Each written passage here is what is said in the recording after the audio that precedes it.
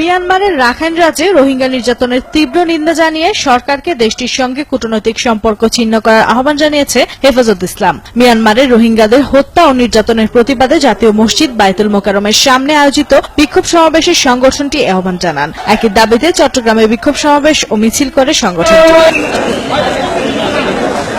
এদিকে মিয়ানমারের রোহিঙ্গা মুসলমানদের নিরাপত্তা বিধানের জন্য জাতিসংঘের শান্তিরক্ষী বাহিনী মোতায়েনের দাবি জানিয়েছে protest against minority torture in south Asia নামে একটি সংগঠন। কেন্দ্রীয় শহীদ মিনারে আয়োজিত বিক্ষোভ সমাবেশে এ দাবি জানানো হয়। এছাড়াও রাজধানীর ফার্মগেটে প্রতিবাদ সভা করে গণহত্যা থামাতে বিশ্ব হস্তক্ষেপ কামনা করে আইডিয়াল ল কলেজ। একই প্রতিবাদে দিনাজপুরে বিক্ষোভ মিছিল করে ইসলামী আন্দোলন বাংলাদেশ। এ সময় দিনাজপুর ইনস্টিটিউট প্রাঙ্গণ থেকে মিছিল বের হয়ে শহর প্রদক্ষিণ করে।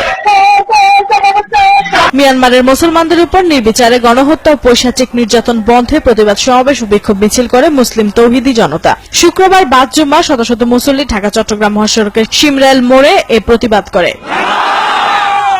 সংখ্যালঘু মুসলমানদের উপর হামলা, নির্যাতন ও বাড়িঘরে অগ্নিসংযোগের ঘটনার প্রতিবাদে মেহেরপুরের আলেম ওলামারা সহ বিভিন্ন শ্রেণী পেশার মানুষ মানববন্ধন করে।